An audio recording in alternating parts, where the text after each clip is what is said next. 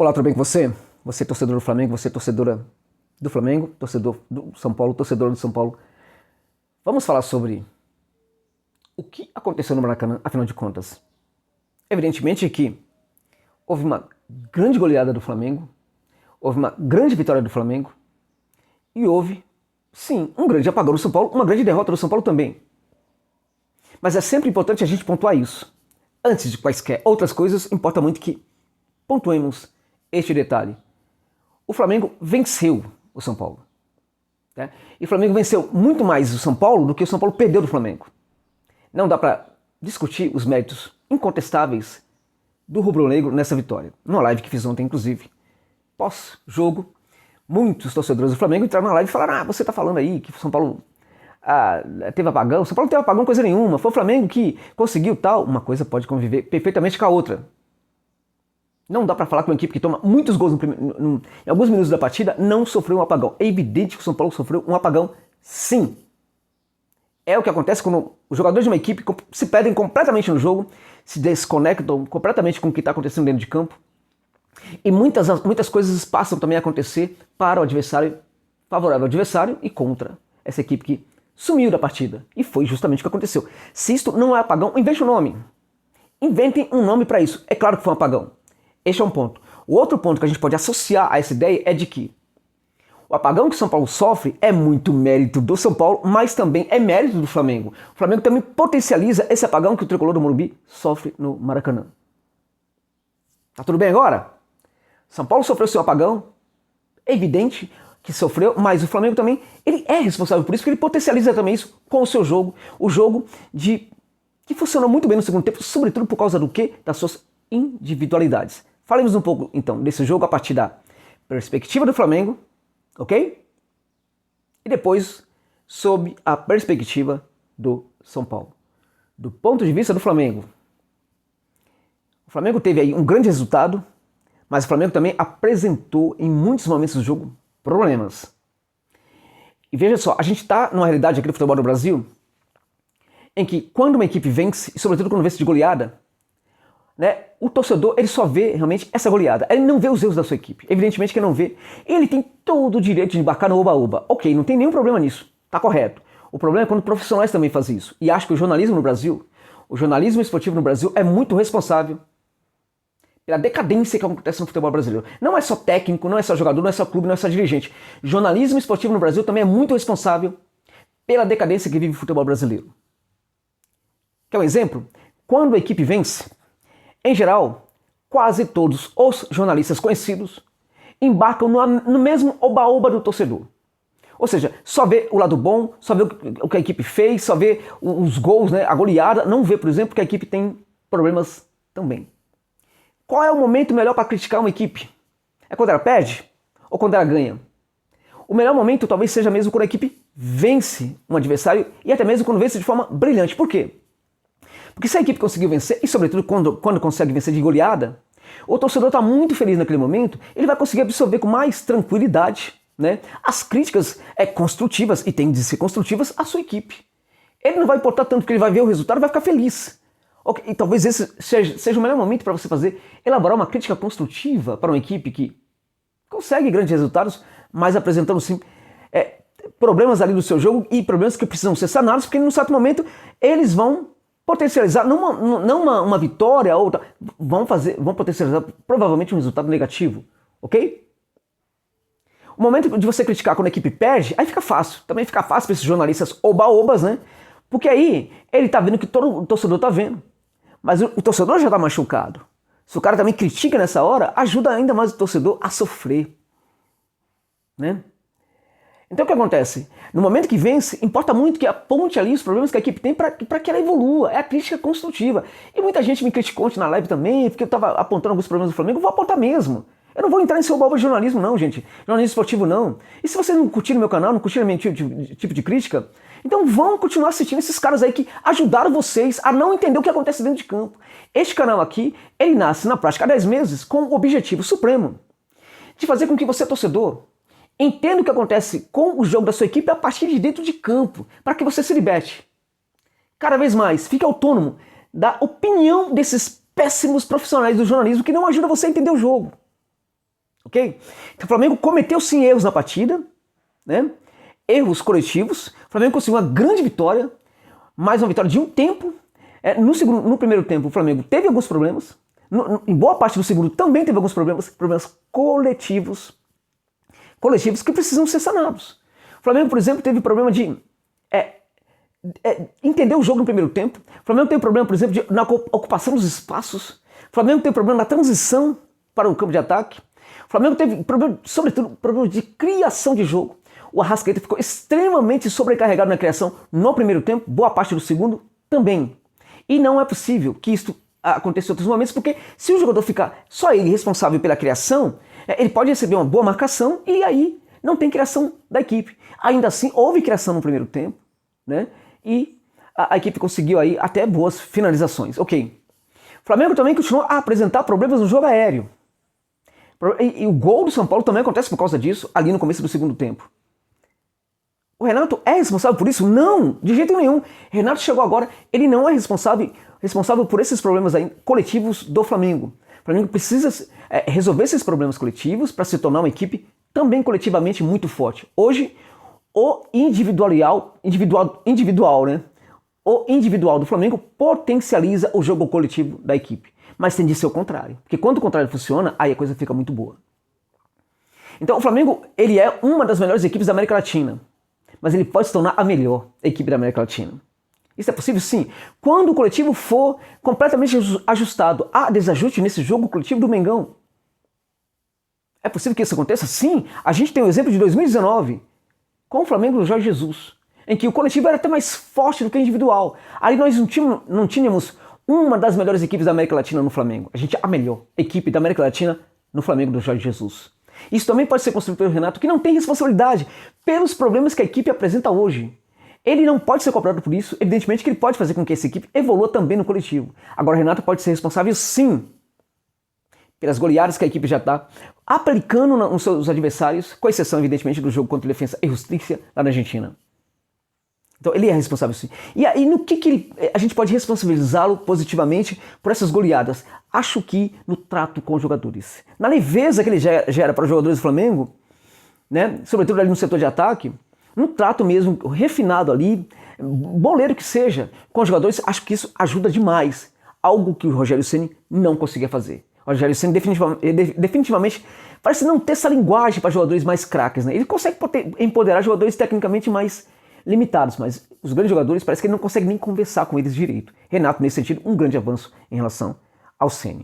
O Flamengo teve méritos na vitória sim, méritos incontestáveis, mas vence um jogo muito complicado para a equipe no primeiro tempo, inclusive, em parte do segundo, graças sobretudo ao individual, graças ao brilhante, interplanetário Bruno Henrique, por exemplo, que fez um grande jogo no segundo tempo ali também, né? Mas esse mesmo Bruno Henrique também não foi tão bem no primeiro tempo. Agora, então há coisas para melhorar no Flamengo, né? O Flamengo pode sim construir esse jogo coletivo mais interessante. Acho que quando construir, fica uma equipe realmente imbatível aqui no cenário do futebol da América Latina. Pode inclusive, a depender, se ganha uma Libertadores, a depender do adversário que tem lá na Europa, por exemplo, se for um Chelsea meio mortão, né? Aí da vida, aí de repente o Mengão, uma equipe sul-americana, pode até voltar a conquistar um título, né, do Campeonato Mundial. Então o Flamengo foi bem. Agora, do ponto de vista do São Paulo, o que a gente viu foi uma crônica do fracasso. Foi um típico fracasso que aconteceu dentro de campo ontem com o São Paulo. E esse fracasso ele se configura ainda mais em função de que o primeiro tempo foi muito bom. Bom, gente, vamos lá. Uma narrativa que se conta sobre o primeiro tempo. O São Paulo foi melhor que o Flamengo. Eu diria para vocês que foi um pouco melhor. Não foi tão bem assim. Uma narrativa que não se conta é que o Flamengo não foi tão mal no primeiro tempo. O Flamengo finalizou também, assim como o São Paulo finalizou bastante no primeiro tempo. É que para muitos não foi esperado o que aconteceu no primeiro tempo. E sobretudo no começo do segundo.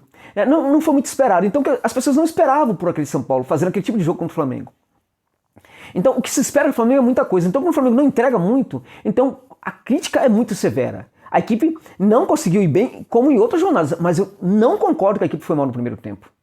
Esse é um ponto. O outro ponto, naquilo que o Flamengo não conseguiu produzir, a gente viu também grandeza do São Paulo. Sim, porque o Flamengo não conseguiu ir bem no primeiro tempo, em boa parte do segundo, porque o São Paulo não deixou o Flamengo jogar. É muito importante pontuar isso.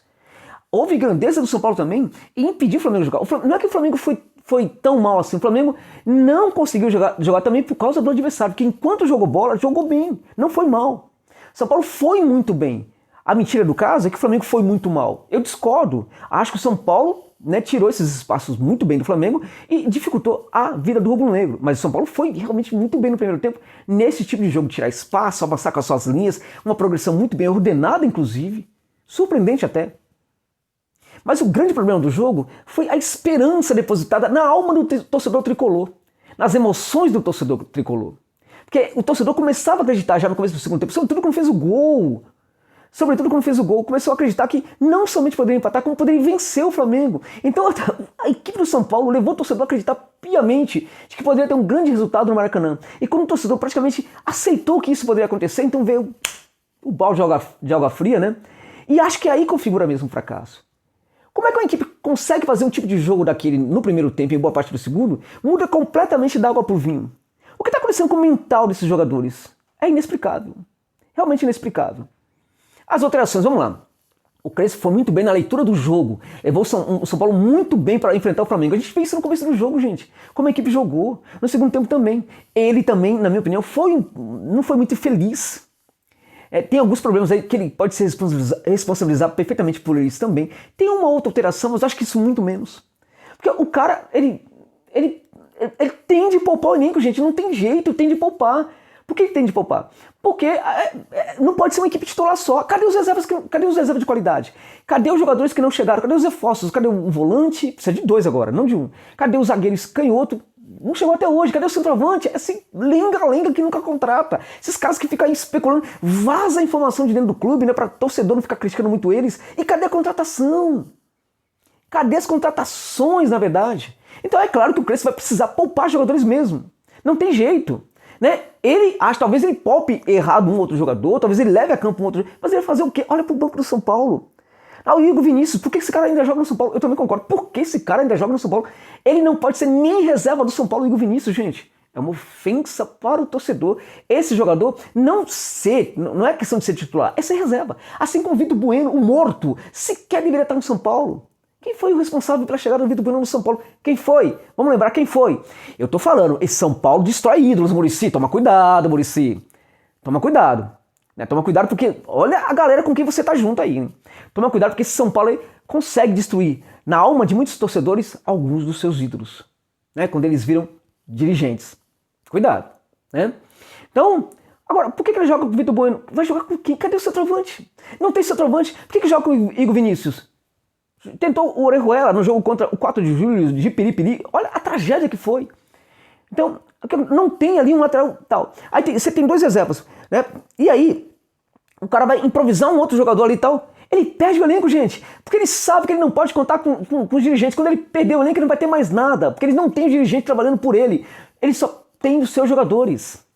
Mas quando você vir o Igor Vinícius fazendo aquela Avenida Igor Vinícius, aquele jogo trágico do Igor Vinícius, não se esqueça, meus amigos, que um dos responsáveis por isso é o Dani Olímpico, que estava brincando lá em Tóquio, fazendo samba lá em Tóquio, ó, pouco se linchando pro São Paulo, que ele disse torcer, né?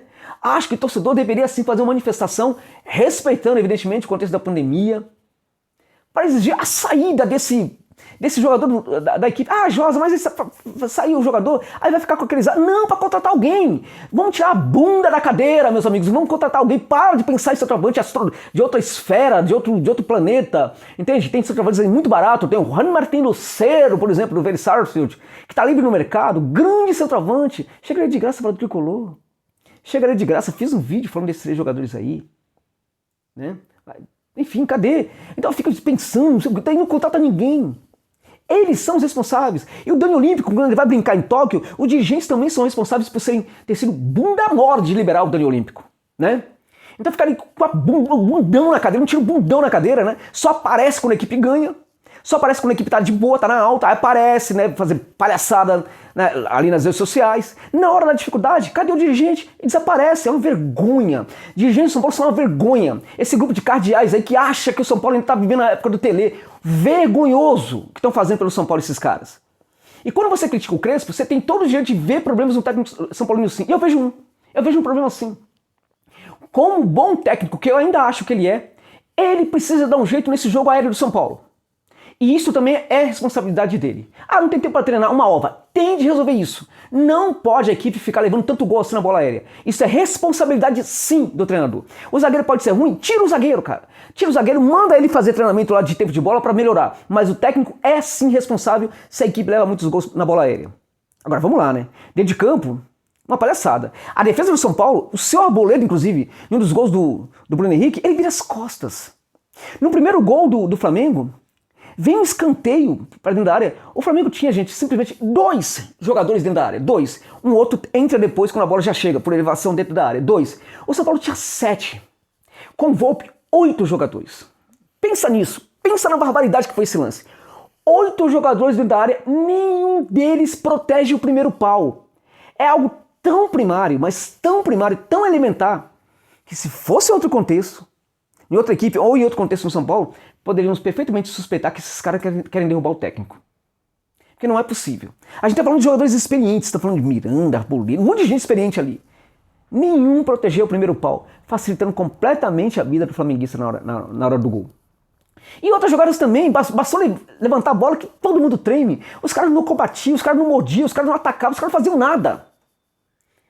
Não faziam nada. E aí tem alguma coisa mental nesses jogadores também. Então onde vem isso, Josa? Por que esses caras não fazem? Por que esses caras deixam completamente o jogo? Não tem mais nenhum comprometimento com o jogo a partir de certos momentos da partida. Por que isso acontece?